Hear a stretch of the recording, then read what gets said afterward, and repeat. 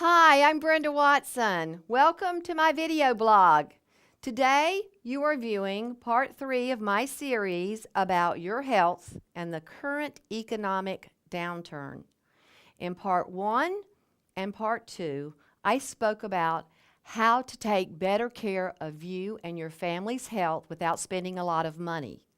Last week, I told you about how to make home cleaning and pest control products with common household ingredients. This week, I want to speak directly about keeping your children's environment healthy and reducing their toxic burden. Unfortunately, children cannot bear the brunt of our toxic environment. Their little bodies are still developing, especially their immune systems. What may not be toxic to an adult can have a profound effect on a small child.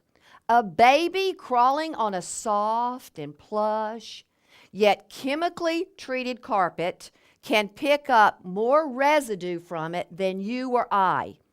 Between the playground equipment having arsenic, toys having lead, and baby bottles having BPA, our kids are at risk.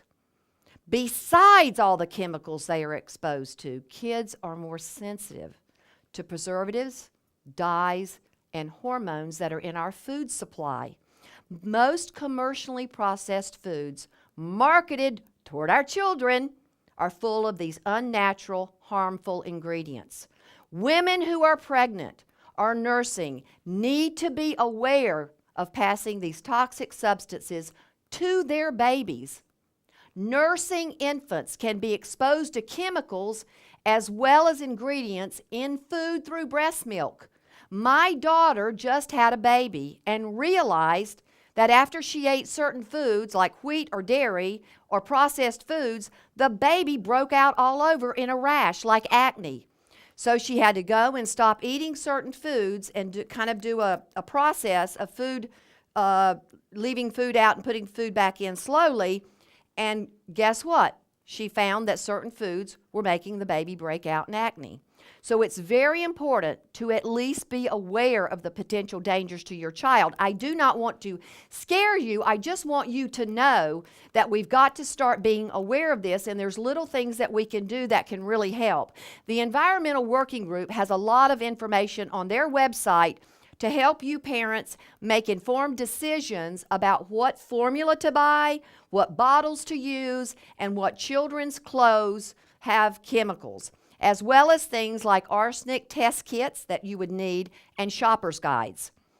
You can buy children's toys now that are certified lead-free and are made out of chemical-free wood. There's many non-toxic soaps, shampoos, and baby lotions on the market. Most of these are found in your local health food store, but they're quickly seeping into the mass market stores as well. So if you're not sure what ingredients are in the products you are currently using, you can find this information, all your personal care and baby products, at Skin Deep through the Environmental Working Group. You can even print out their parents' buying guide for your baby's products.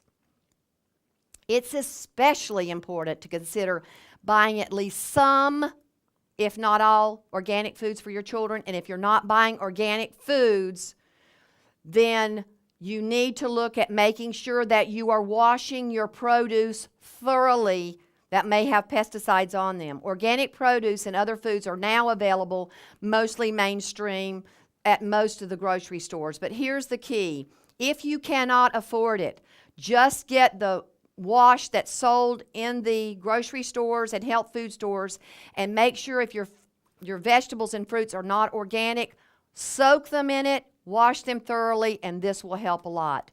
The pricing in organic may be slightly higher on some, but when it comes to your children, it's money well spent for those that can do it.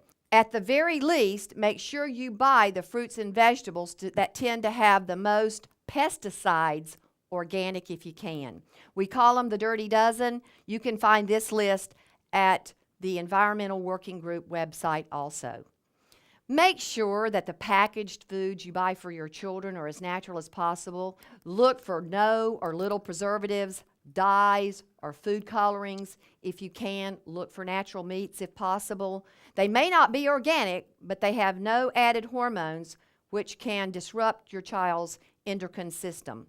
And as far as children's supplements are concerned, you should always include the basic multivitamin formula. You should also, this is very important, consider a probiotic formula for any age of child or infant or teenager. A probiotic supports the entire immune system as well as helps detoxify the body. You may not realize it, but child's probiotic footprint, or the bacteria that they will carry with them through life, is established within the first 2 to 3 years of life. So it's important for them to get a good amount of the healthy, good bacteria strains like Bifido infantis very early on, especially if your child was born with C-section or cesarean or not breastfed. Renew Life has a line of probiotics that can support your child's growth. From our Flora Baby product with lots of Bifido infantis to Floramore and our Ultimate Flora Youth Formula for your teenagers. It is up to us as parents to protect our children as best we can.